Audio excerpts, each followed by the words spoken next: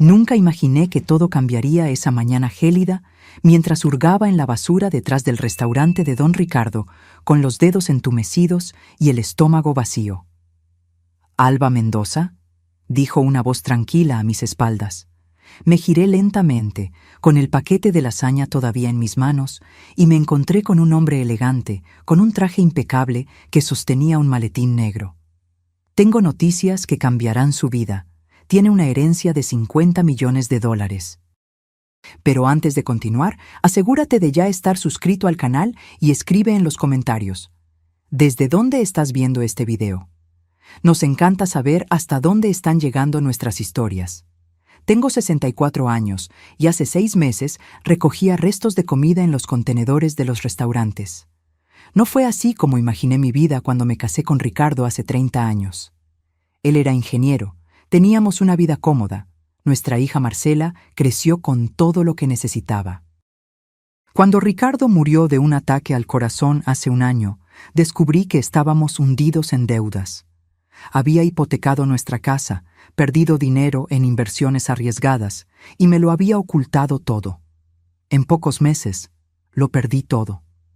Mi hija Marcela, ahora casada con un ejecutivo bancario, se negó a ayudarme. «Tú y papá siempre fueron irresponsables con el dinero», dijo la última vez que hablamos, como si las deudas también fueran culpa mía. «Emilio y yo no vamos a tirar nuestro dinero. Consíguete un empleo». Pero, ¿quién contrata a una mujer de 64 años sin título universitario? Trabajé como secretaria antes de casarme. Luego me dediqué a la familia. Mis años de experiencia como ama de casa no contaban para nada en los currículos. Intenté empleos de vendedora, limpiadora, recepcionista. Nada. Cuando el banco tomó la casa, fui a un refugio. Después de 2 semanas, cuando mis pocos ahorros se acabaron, empecé a dormir en bancas de parques. Fue así como me volví invisible. La gente pasaba a mi lado en la calle como si yo fuera un poste, un obstáculo que esquivar. Aprendí las reglas no escritas de la calle. ¿Qué contenedores tenían comida todavía buena? ¿Qué parques eran seguros para dormir? ¿Cómo lavarme en baños públicos sin llamar la atención? Aquella mañana comenzó como tantas otras. Me desperté temblando de frío bajo mis cartones. Guardé mis pocas pertenencias en la mochila gastada que llevaba a todas partes y caminé 3 cuadras hasta el restaurante de don Ricardo. Él abría a las 7 a.m. para el desayuno y a las 9 a.m. tiraba los panes del día anterior. Siempre había algo bueno allí. Estaba justo tomando un paquete de pan todavía cerrado cuando escuché esos pasos detrás de mí. Pasos firmes, de zapatos caros. Me giré, preparada para ser expulsada o insultada, como ya había ocurrido tantas veces. Pero el hombre parado allí, de traje gris oscuro y corbata roja, solo me miraba con una expresión neutra. «¿Alba Mendoza?». Mi corazón se aceleró. Nadie me llamaba por mi nombre hacía meses. En la calle, yo era solo señora en los días buenos o vagabunda en los malos. ¿Quién pregunta? Mi nombre es Javier Solís. Soy abogado del bufete Solís y Asociados. Sacó una tarjeta de su bolsillo y me la entregó. El papel era grueso, lujoso. Llevo semanas buscándola. ¿Cómo me encontró? Contratamos investigadores.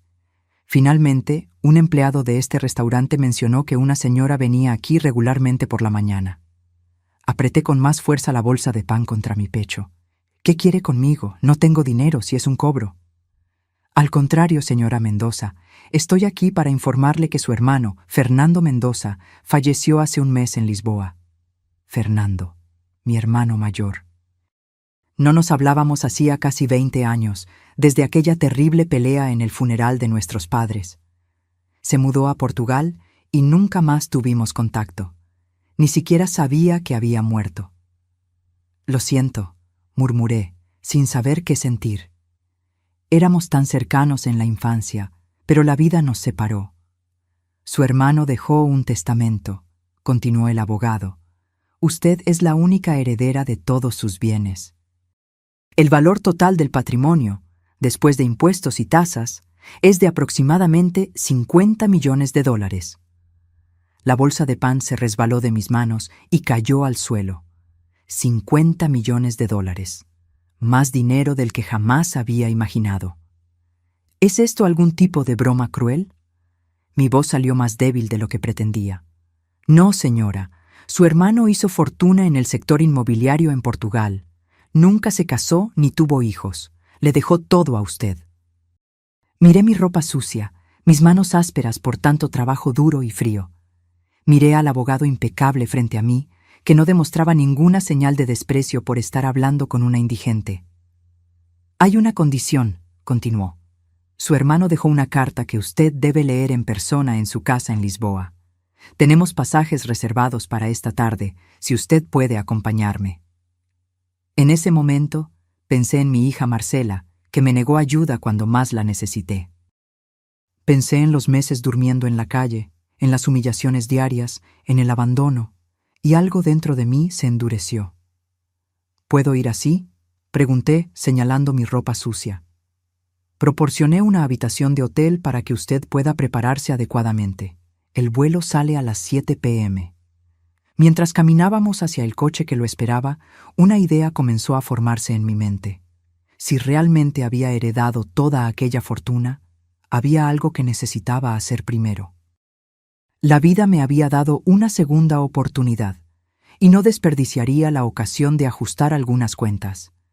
Mientras el coche lujoso se deslizaba por las calles de Ciudad de México, yo observaba el mundo a través de una nueva perspectiva. Ayer era invisible. Hoy, heredera de una fortuna. Las mismas personas que me ignoraban cuando pedía monedas ahora me abrirían puertas. El conductor me miraba por el retrovisor con curiosidad mal disimulada. Yo todavía parecía una mendiga, pero estaba siendo tratada como realeza. El abogado Javier Solís se mantuvo respetuoso todo el tiempo, explicando detalles sobre la herencia mientras yo absorbía todo en silencio. Mi hermano Fernando había construido un imperio inmobiliario en Lisboa. Apartamentos de lujo, hoteles boutique, propiedades comerciales, todos generando millones anualmente. ¿Por qué yo?, pregunté finalmente, cuando nos detuvimos frente a un hotel elegante. Fernando y yo no nos hablábamos hacía décadas. Su hermano mantenía un archivo detallado sobre usted, respondió Javier. Sabía de su matrimonio, del nacimiento de su hija, de la muerte de su esposo. Acompañó su vida a distancia. ¿Sabía que yo estaba en la calle? La pregunta salió como un susurro. Solo lo descubrió en las últimas semanas de vida. Fue entonces cuando alteró el testamento y me instruyó para que la encontrara inmediatamente después de su muerte. En la habitación del hotel me quedé parada delante del espejo del baño por largos minutos. La mujer que me miraba era una extraña. Cabellos grises enredados, rostro envejecido por el sol y las preocupaciones, ojos opacos de quien perdió la esperanza. Me quité la ropa sucia y entré en la ducha, dejando que el agua caliente, un lujo que no sentía hacía meses, lavara la suciedad y con ella parte de mi pasado reciente.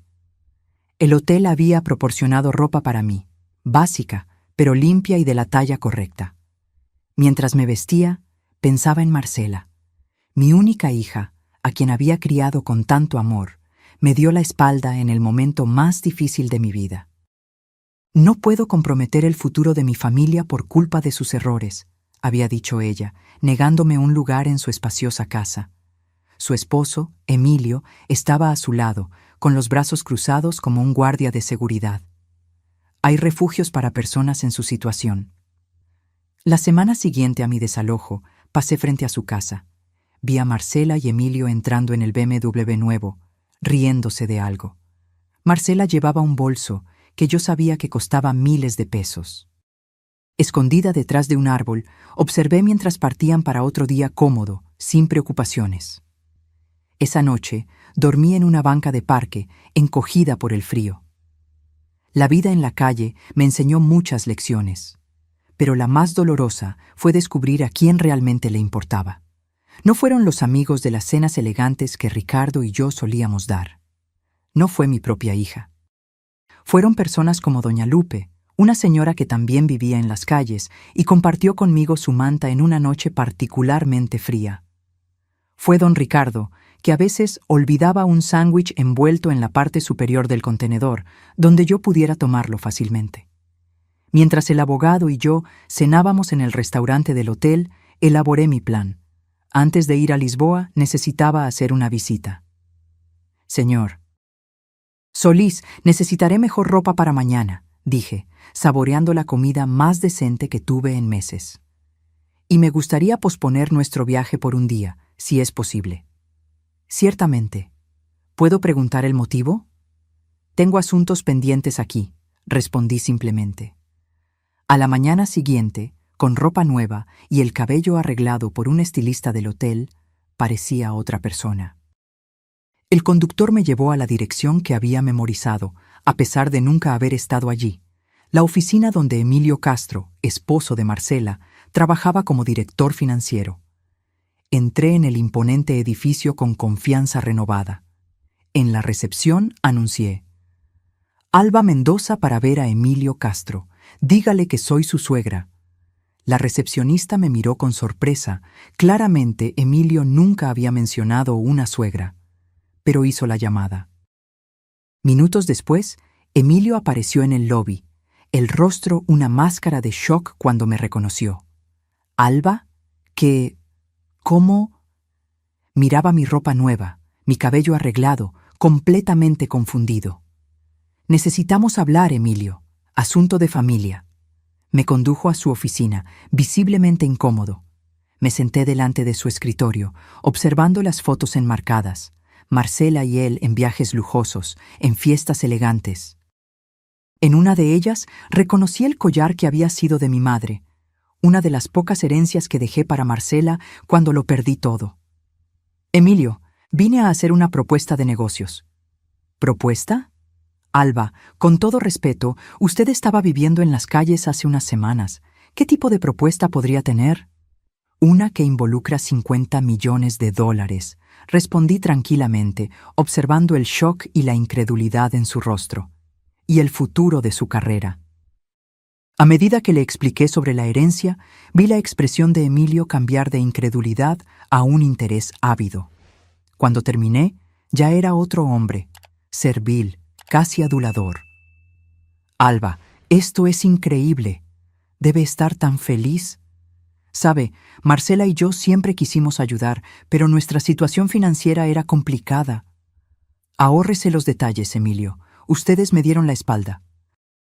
Ahora, tengo una propuesta. Voy a hacer una inversión significativa en su banco, lo que sin duda impulsará su carrera. A cambio, solo quiero una cosa. Cualquier cosa, respondió, casi salivando de ambición. Una cena en su casa, esta noche, con Marcela, por supuesto, y algunos amigos seleccionados que deben invitar. Le entregué una lista con nombres cuidadosamente elegidos, personas importantes en su círculo social. Claro, no hay problema. Marcela estará encantada de recibirla. Dejé la oficina con la promesa de Emilio de organizar todo. Ni siquiera cuestionó el motivo de la cena. $50 millones tienen el poder de eliminar preguntas inconvenientes. Esa tarde, compré un vestido elegante en una de las tiendas más caras de Ciudad de México. Elegí joyas discretas, pero de calidad indiscutible. Me preparé cuidadosamente, como un general antes de la batalla. La mujer que se miró en el espejo antes de salir ya no era la indigente desesperada, era alguien con poder. Y yo usaría ese poder para enseñar una lección que ninguno de ellos jamás olvidaría. Cuando el conductor se detuvo delante de la casa de Marcela esa noche, respiré hondo y sonreí. La venganza, dicen, es un plato que se come frío, y el mío estaba perfectamente helado. Cuando toqué el timbre de la casa de Marcela y Emilio, mi corazón latía fuerte. No de nerviosismo, sino de anticipación. La puerta se abrió y allí estaba ella, mi hija, impecablemente vestida con un vestido negro, cabello y maquillaje perfectos. Sus ojos se abrieron de par en par al verme. «Mamá, ¿qué? Emilio me dijo que vendrías, pero no lo creí». Me examinaba de arriba abajo, claramente confundida con mi transformación. Hola, Marcela. Mantuve mi voz tranquila, controlada. ¿Puedo pasar? Se apartó, permitiendo mi paso. El interior de la casa era exactamente como imaginaba. Muebles caros, obras de arte en las paredes, todo perfectamente ordenado. Emilio apareció en el hall, ahora todo sonrisas y atención. Alba, bienvenida a nuestra casa. Se inclinó para darme un beso en la mejilla, como si fuéramos viejos amigos. Marcela todavía me miraba con desconfianza. Emilio me contó una historia absurda sobre una herencia. ¿Es verdad? Perfectamente verdad. Mi hermano Fernando falleció y me dejó todo. Aproximadamente $50 millones. Observé su rostro pasar por una serie de emociones: incredulidad, shock y finalmente algo que reconocí inmediatamente: arrepentimiento calculador. Mamá, qué maravilla. De repente me estaba abrazando. Estoy tan feliz por ti. Acepté el abrazo sin devolverlo, sintiendo el perfume caro que ella usaba. Este era el mismo perfume que ella usaba el día que me dijo que buscara un refugio. La sala ya estaba llena de invitados, colegas de trabajo de Emilio, algunos vecinos ricos, amigos del club. Todos me miraban con curiosidad, tratando de entender quién era aquella mujer elegante que causaba tanto alboroto. Emilio pronto hizo un anuncio, presentándome como su querida suegra, que había regresado de una larga temporada en el extranjero. La mentira salía fácilmente de sus labios. Nadie necesitaba saber que, hasta ayer, yo dormía en una caja de cartón. Durante la cena, sentada a la cabecera de la mesa como invitada de honor, observé la danza social a mi alrededor. De repente, yo era fascinante. Personas que habrían cruzado la calle para evitar a una indigente ahora pendían de mis palabras, se reían de mis chistes más simples. Marcela estaba radiante, actuando como la hija dedicada. Mamá siempre fue tan independiente, decía a los invitados. Después de que papá falleció, decidió viajar, encontrarse a sí misma. Cada palabra falsa era una puñalada, pero yo sonreía y bebía mi vino, esperando el momento justo. Fue durante el postre que Emilio, ya embriagado por el vino y la perspectiva de los millones, hizo el brindis. A mi maravillosa suegra, Alba, que nos honra con su presencia y, pronto, con una asociación de negocios que transformará nuestras vidas. Todos levantaron sus copas. Fue entonces cuando me levanté, copa en mano. Yo también quisiera hacer un brindis, dije, mi voz clara y firme. Por la verdad. Un silencio curioso cayó sobre la mesa. La verdad es algo precioso, continué. Por ejemplo, la verdad sobre dónde estuve en los últimos 6 meses. Marcela me lanzó una mirada de alerta, pero proseguí. Después de que mi esposo falleció y descubrí que estábamos endeudados, perdí nuestra casa. Vine a mi hija, pidiendo solo un techo temporal hasta que me recuperara. Emilio palideció. Marcela apretó su servilleta con fuerza. Pero Marcela y Emilio me dijeron que yo era una carga, que no podían comprometer su estilo de vida. Sugirieron que buscara un refugio. Los invitados ahora miraban entre nosotros, incómodos. Pasé los últimos 6 meses viviendo en las calles, durmiendo en bancas de parques, recogiendo comida en los contenedores. Justo ayer estaba hurgando en la basura del restaurante de don Ricardo cuando el abogado de mi hermano me encontró. El shock era palpable. Una mujer dejó caer su copa, que se estrelló en el suelo. «Mamá, por favor», murmuró Marcela, el rostro rojo de vergüenza. «No es lugar para este tipo de conversación». «¿No lo es?» Pensé que la familia era precisamente para los momentos difíciles. Miré alrededor de la mesa. Mientras yo dormía en el frío, mi hija y mi yerno celebraban ascensos y compraban coches nuevos. Mientras yo imploraba por monedas para comer, ellos planeaban vacaciones en Europa. Emilio se levantó, tratando de controlar la situación. Alba está pasando por un momento emocional difícil, la herencia repentina. «Cállese, Emilio», dije firmemente. «Usted solo comenzó a tratarme como a una persona cuando supo del dinero. Hasta ayer yo era invisible para ustedes dos». Saqué del bolsillo algunas fotos que había impreso esa tarde. Yo misma, harapienta, durmiendo en una banca de parque. Yo, hurgando en contenedores. Las puse sobre la mesa. Esta soy yo, hace 3 días. Esta es la verdad que ustedes intentaron esconder. El silencio era absoluto ahora. Marcela comenzó a llorar, más de vergüenza que de arrepentimiento. Lo sabía. Vine aquí esta noche para decir adiós, concluí. Parto hacia Lisboa mañana, para recibir mi herencia y comenzar una nueva vida. Una vida sin personas que solo valoran lo que tengo, no quién soy.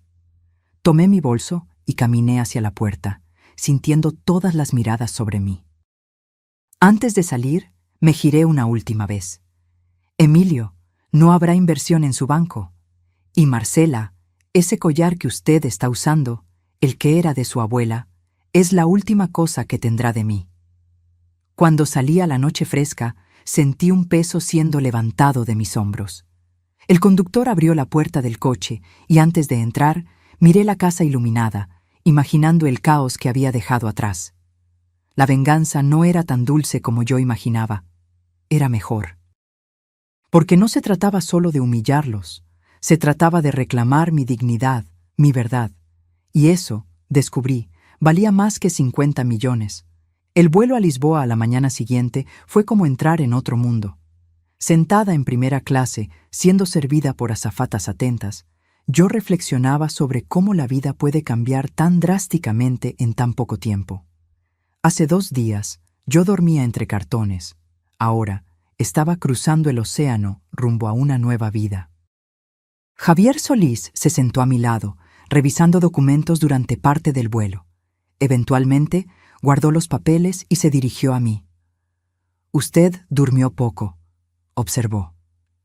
«Tengo mucho en qué pensar», respondí, mirando por la ventana hacia el infinito azul debajo.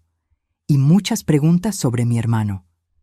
Su hermano era un hombre reservado, pero extremadamente inteligente en los negocios, dijo Javier. Comenzó con una pequeña inversión en un edificio abandonado en Lisboa, lo reformó y lo transformó en apartamentos de lujo. Luego, fue comprando más propiedades, siempre con visión a largo plazo. ¿Por qué nunca se puso en contacto? Javier dudó. Creo que eso quedará claro cuando usted lea la carta que él dejó. Él tenía sus motivos. La antigua pelea que nos separó parecía tan distante ahora, casi insignificante. Éramos jóvenes y tercos, ambos convencidos de que teníamos razón sobre la división de la modesta herencia de nuestros padres. Yo elegí los pocos objetos de valor sentimental, el collar de mi madre, la colección de libros de mi padre. Fernando se quedó con el dinero, que no era mucho. En la época yo lo acusé de ser codicioso, él me acusó de ser ingenua. Aparentemente, él tenía visión para los negocios que yo jamás imaginé. En Lisboa, fuimos recibidos por un conductor que nos llevó directamente a la casa de Fernando, o mejor dicho, a su mansión. Ubicada en una colina con vista a la ciudad, la propiedad era impresionante. Arquitectura moderna mezclada con elementos tradicionales portugueses, jardines meticulosamente cuidados, una piscina infinita que parecía fundirse con el horizonte. ¿Su hermano vivía aquí solo?, pregunté, impresionada con el tamaño del lugar. Con algunos empleados, respondió Javier. La ama de llaves, la señora Oliveira, se ocupaba de todo. Ella todavía está aquí, por cierto, manteniendo la casa en orden hasta que usted decida qué hacer. La señora Oliveira nos recibió en la puerta. Una mujer robusta de mediana edad con una sonrisa cálida. Hablaba portugués con acento fuerte, pero podíamos comunicarnos razonablemente. Su hermano hablaba mucho de usted, me dijo mientras me mostraba las habitaciones de la casa. Tenía su foto en la oficina. De hecho, al entrar en la oficina de Fernando, vi mi propia imagen en un marco sobre el escritorio. Una foto antigua, de antes de nuestro desacuerdo. Al lado de ella, una foto de nuestros padres. Era como si él hubiera mantenido a la familia unida, al menos en fotografías. «Este es el sobre que su hermano dejó para usted», dijo Javier, entregándome un gran sobre sellado. Él pidió que fuera abierto aquí, en su casa. Tomé el sobre con manos temblorosas y pedí un momento a solas. Cuando todos salieron, me senté en la silla que un día perteneció a mi hermano y abrí el sello.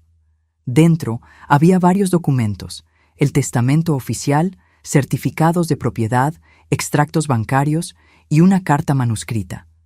La desdoblé y reconocí inmediatamente la caligrafía de Fernando. Querida Alba, si estás leyendo esto, significa que ya no estoy aquí y Javier ha logrado encontrarte.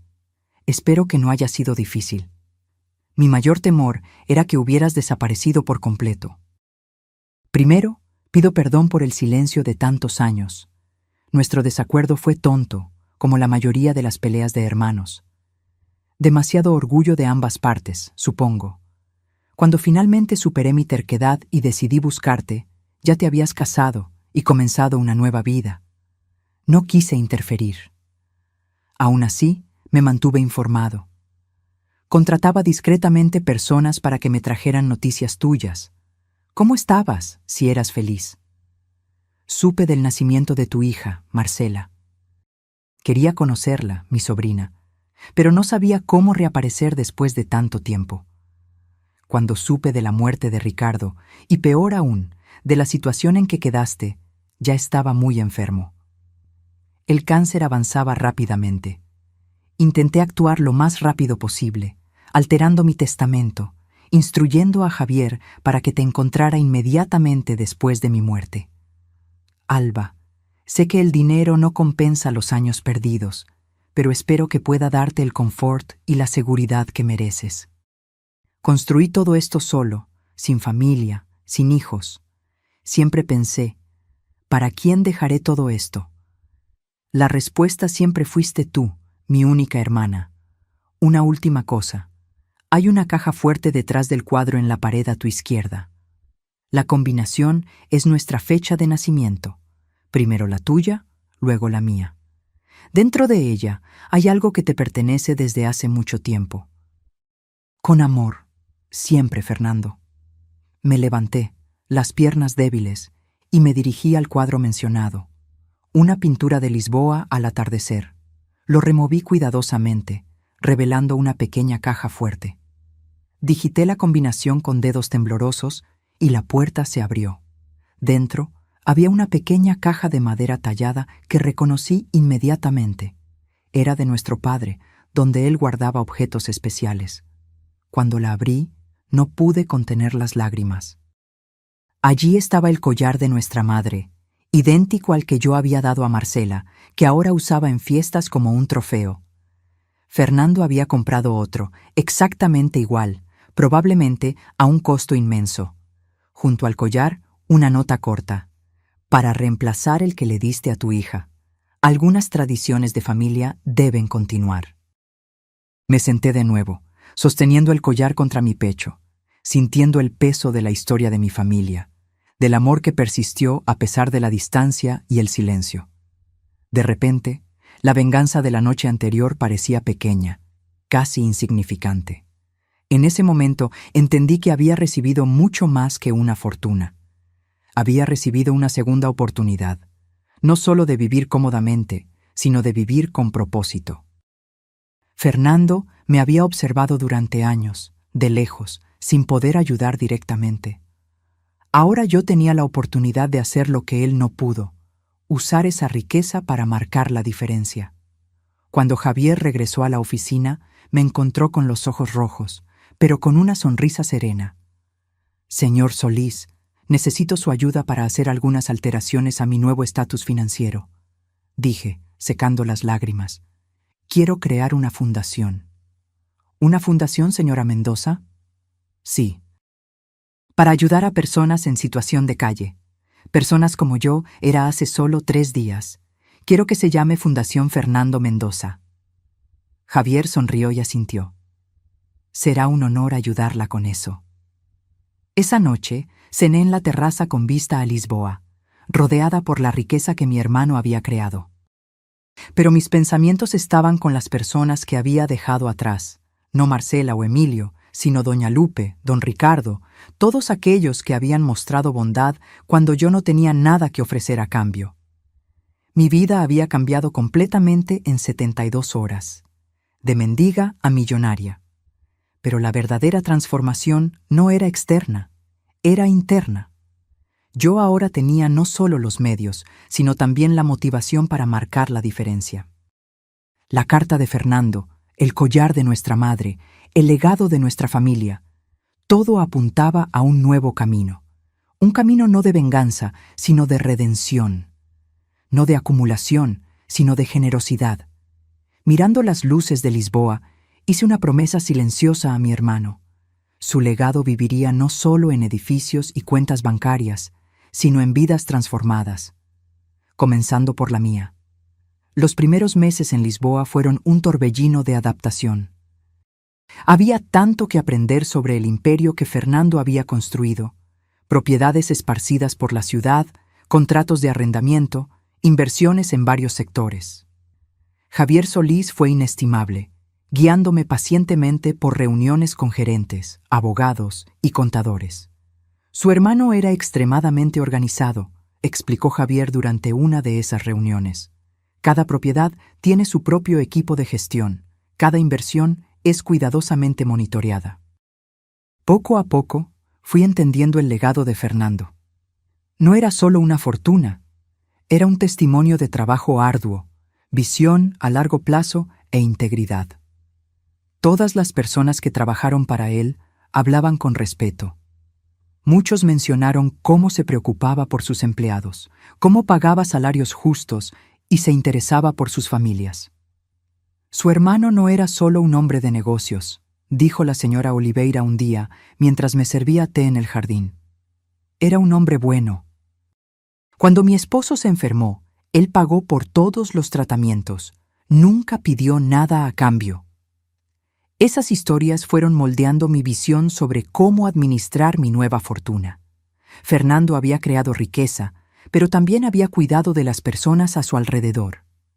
Era un ejemplo que yo pretendía seguir. Mientras aprendía sobre los negocios, también trabajaba en la creación de la Fundación Fernando Mendoza. Quería que fuera más que solo distribución de dinero. Quería crear un sistema que realmente ayudara a personas en situación de calle a reconstruir sus vidas. Necesitamos ofrecer no solo refugio, expliqué a Javier y al equipo que estaba formando, sino también dignidad, propósito, herramientas para que puedan levantarse. Estudié modelos de programas exitosos en varias partes del mundo. Recordé mis propias necesidades cuando estaba en la calle. No era solo comida o un techo, sino también respeto, oportunidades, alguien que realmente se preocupara. 3 meses después de mi llegada a Lisboa, recibí un correo electrónico de Emilio. El mensaje era largo, lleno de disculpas ensayadas e intentos transparentes de reconciliación. Entre las líneas, su verdadero motivo era claro. Después de mi revelación en la cena, varios invitados influyentes se habían alejado de él y de Marcela. Su reputación estaba manchada. Además, había sido descartado para un ascenso en el banco. «Somos familia», escribía. «Deberíamos superar nuestras diferencias. Marcela te extraña mucho». Borré el correo electrónico sin responder. 2 semanas después, fue el turno de Marcela. Su mensaje tenía un tono diferente. Había algo que parecía arrepentimiento genuino, aunque mezclado con autodefensa. «Mamá, sé que te decepcioné profundamente. En ese momento, realmente creí que estaba haciendo lo correcto para mi familia. Emilio acababa de hacer una gran inversión en la casa, estábamos con las finanzas ajustadas. Pero eso no lo justifica. Deberíamos haberte ayudado, lo siento mucho». Me quedé mirando esas palabras por mucho tiempo, sentimientos conflictivos luchando dentro de mí. Parte de mí quería perdonar. Después de todo, Marcela era mi única hija. Otra parte recordaba aquellas noches de frío en las calles, las humillaciones diarias, cómo ella me había dado la espalda cuando más la necesitaba. No respondí inmediatamente. En su lugar, continué mi trabajo en la fundación. Comenzamos con un proyecto piloto en Lisboa, un centro que ofrecía no solo comidas y refugio temporal, sino también asistencia médica, orientación psicológica, capacitación profesional y ayuda para encontrar vivienda permanente. 6 meses después de mi llegada, inauguramos el primer centro Fernando Mendoza para recomesos. Invité a autoridades locales, periodistas y, claro, varias personas en situación de calle. La mezcla de invitados causó cierta incomodidad entre los más adinerados, pero ese era exactamente el punto: mostrar que todos merecían el mismo respeto, independientemente de su situación financiera. Durante mi discurso de inauguración, compartí mi propia historia. Hace menos de un año, yo estaba en la misma situación que muchos de nuestros amigos aquí presentes, dije, señalando a las personas en situación de calle que habían sido invitadas con todo respeto. Dormía en bancas de parque, recogía comida en la basura, era invisible para la mayoría de las personas. Una situación que puede ocurrirle a cualquiera, muchas veces por circunstancias más allá de nuestro control. Necesitamos dejar de juzgar y empezar a ayudar. La repercusión fue mayor de lo que esperaba. La historia de la mendiga millonaria, como fui apodada por la prensa, corrió por el mundo. Periodistas querían entrevistas, productores de televisión ofrecían contratos para documentales. Rechacé la mayoría, aceptando solo aquellos que prometían enfocarse en la causa, no en mi persona. Un día, después de una entrevista para una cadena internacional, recibí una llamada inesperada. ¿Alba? La voz era familiar, aunque no la oía hacía meses. Soy Emilio. ¿Cómo conseguiste este número?, pregunté, la voz fría. Marcela está en el hospital, dijo, ignorando mi pregunta. Intentó suicidarse anoche.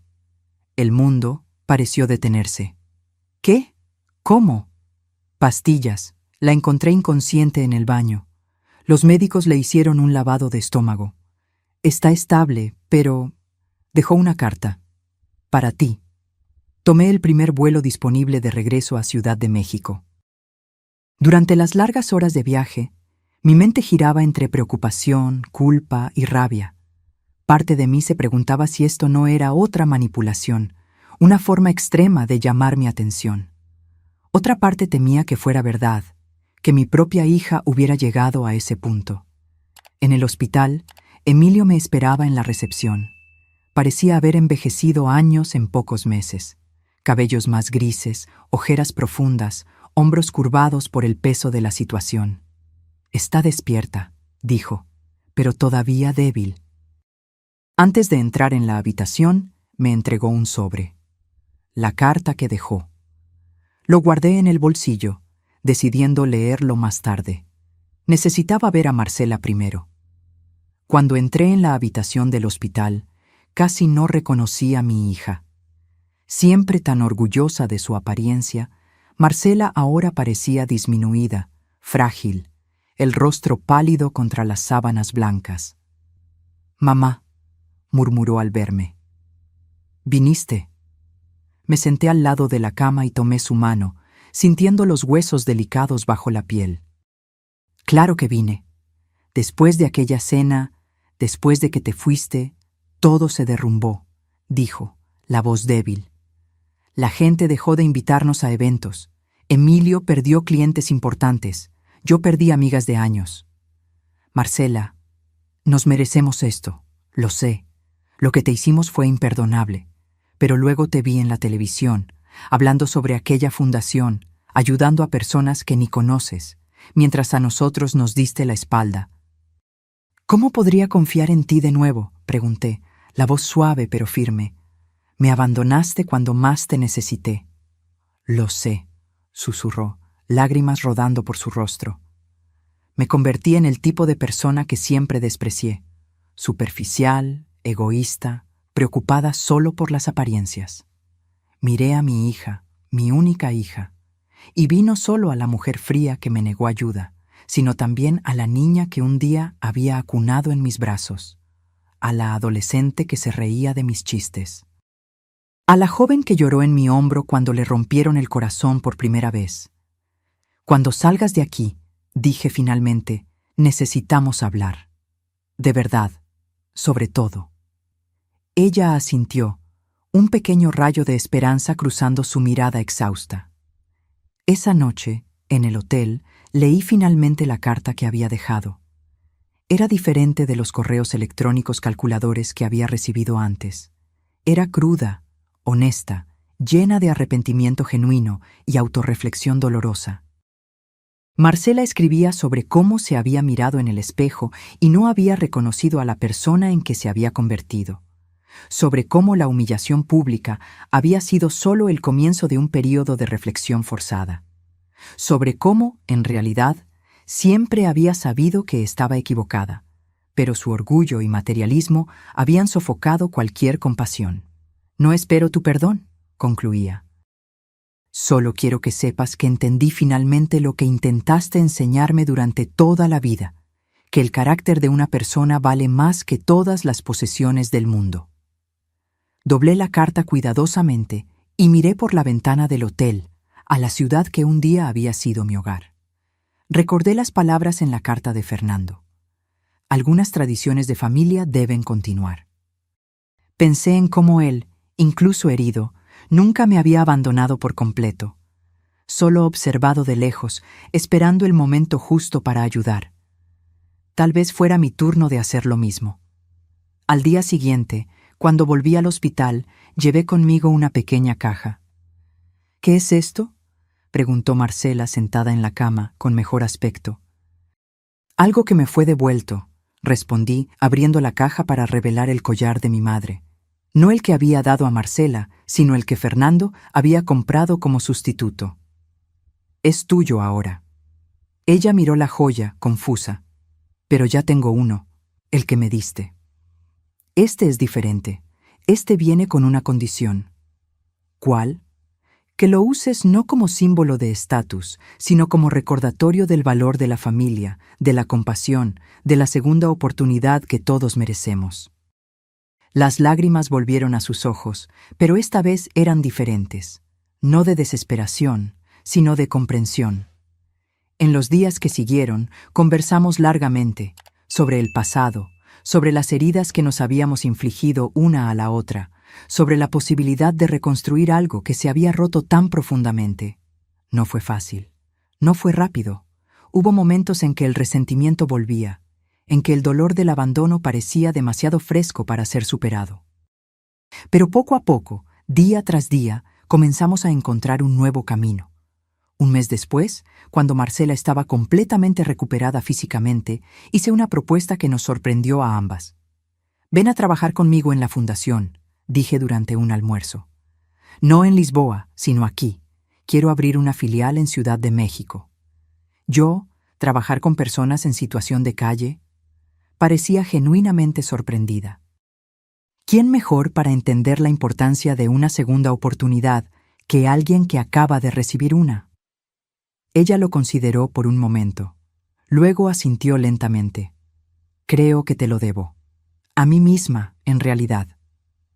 No se trata de deuda, Marcela. Se trata de propósito, sobre usar nuestras experiencias, buenas y malas, para marcar la diferencia. Mientras caminábamos por el parque después del almuerzo, pensé en cómo la vida da vueltas inesperadas.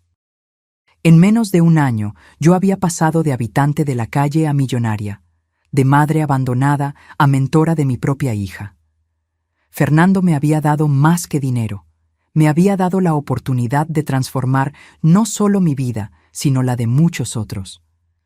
«Mamá», dijo Marcela suavemente, interrumpiendo mis pensamientos, «lo siento, por todo».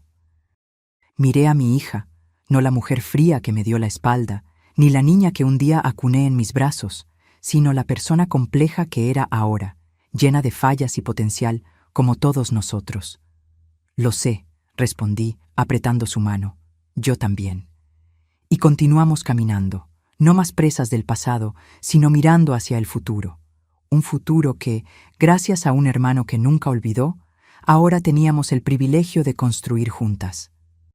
El primer centro Fernando Mendoza para recomesos en Ciudad de México fue inaugurado exactamente un año después de mi transformación de indigente a heredera millonaria.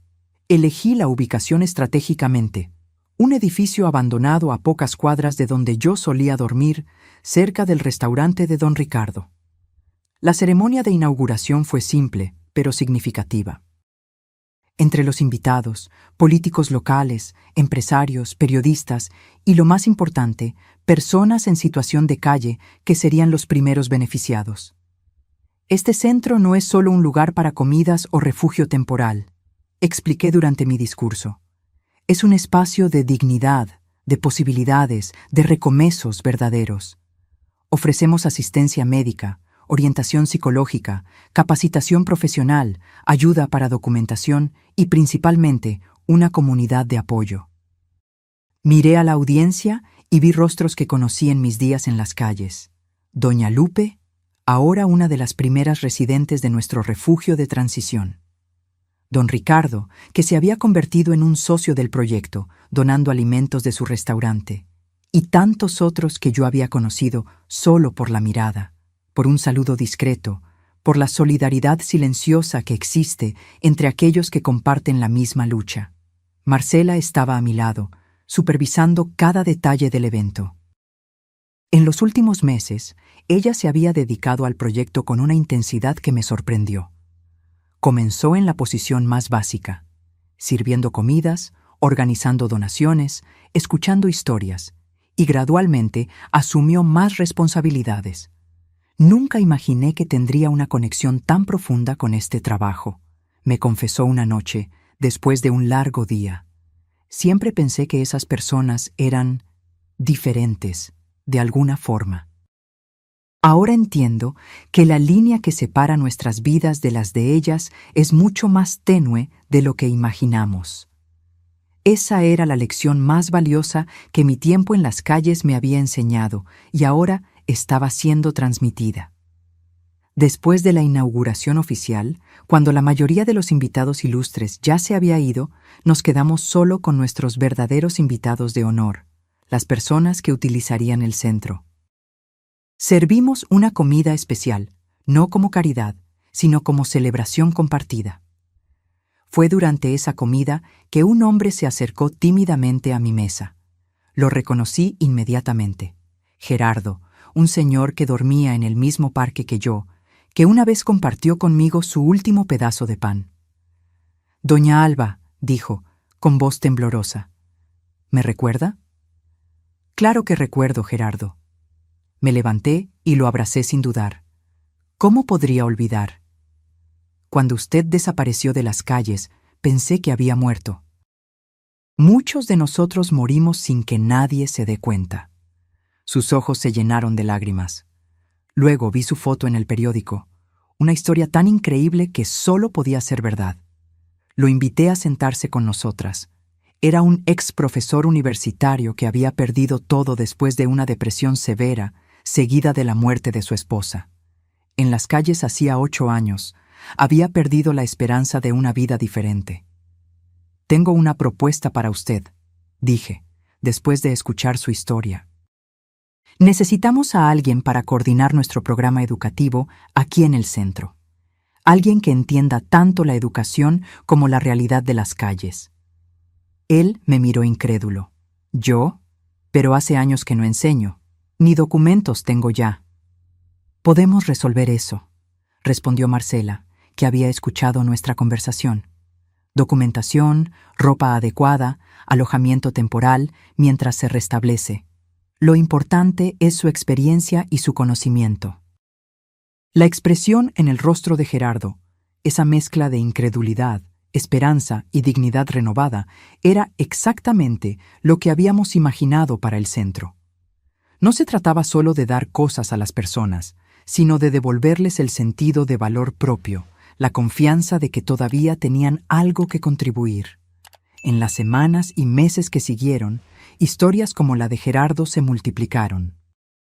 El centro se convirtió no solo en un refugio, sino en un punto de inflexión en la vida de muchas personas. No funcionaba para todos. Algunos no estaban listos para el cambio, otros enfrentaban desafíos demasiado complejos, pero para muchos era la oportunidad que jamás habían recibido. Un año después de la inauguración del Centro Mexicano, la Fundación Fernando Mendoza ya había ayudado a más de 200 personas a encontrar vivienda permanente y empleo.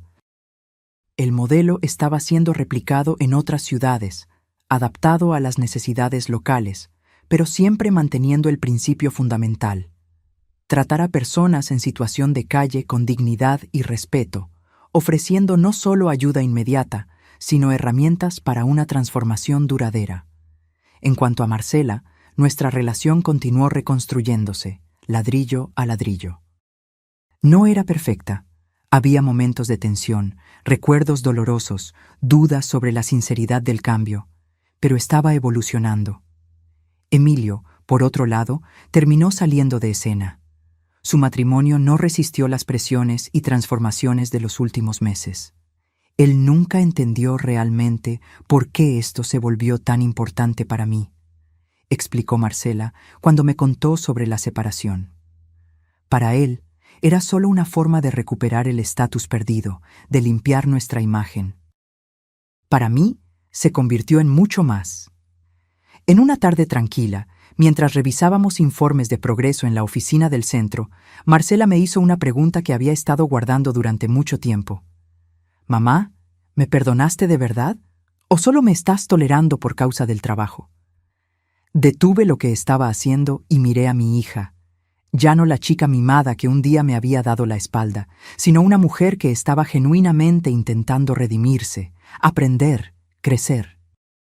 «El perdón no es algo que ocurre de una vez», respondí después de un momento. «Es un proceso. Hay días en que recuerdo el frío en las calles, el hambre, la soledad, y sí, siento rabia porque no me ayudaste. Pero también veo en quién te estás convirtiendo ahora, el bien que estás haciendo, y eso importa. ¿Crees que un día podrás olvidar completamente?» No se trata de olvidar, Marcela. Se trata de no dejar que el pasado defina nuestro futuro. De usar incluso las experiencias más dolorosas como herramientas para construir algo mejor. Ella sonrió levemente, comprendiendo. Como lo hizo el tío Fernando contigo. Exactamente. Esa noche, sola en mi nuevo apartamento, cómodo, pero a propósito modesto considerando mi fortuna, miré la foto de mi hermano que mantenía sobre el escritorio, la misma foto que él tenía de mí en su casa en Lisboa. «Tenías razón, Fernando», dije en voz alta, como si él pudiera oírme. La verdadera riqueza no está en las cuentas bancarias o en las propiedades. Está en usar lo que tenemos para marcar la diferencia.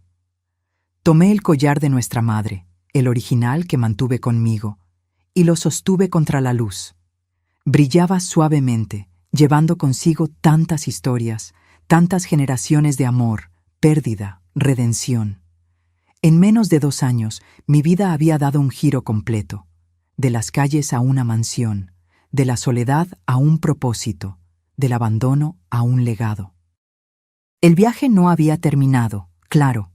Había mucho más trabajo por hacer, más vidas que tocar, más lecciones que aprender.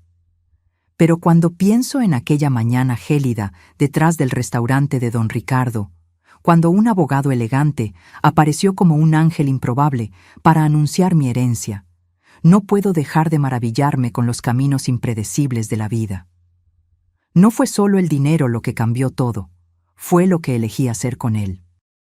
Fue la decisión de transformar una historia de abandono y venganza en una narrativa de compasión y renovación. Y esa, me di cuenta, era la verdadera herencia de mi hermano. No los millones en propiedades e inversiones, sino la oportunidad de marcar la diferencia, de dar continuidad a una cadena de bondad que había comenzado hace mucho tiempo y que, con suerte, continuaría mucho más allá de mi tiempo. Mientras guardaba el collar de vuelta en su caja, sentí una paz que jamás había experimentado. Había pasado del fondo del pozo a la cima del mundo, pero lo más importante, había descubierto que el verdadero valor no estaba en ninguno de esos extremos, sino en el camino entre ellos, en las lecciones aprendidas, en las manos extendidas, en la dignidad restaurada. Y eso ninguna fortuna del mundo podría comprar.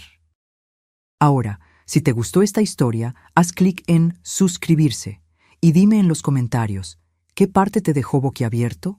Ah, y no olvides hacerte miembro para tener acceso a videos exclusivos que no publico aquí. Te espero allí.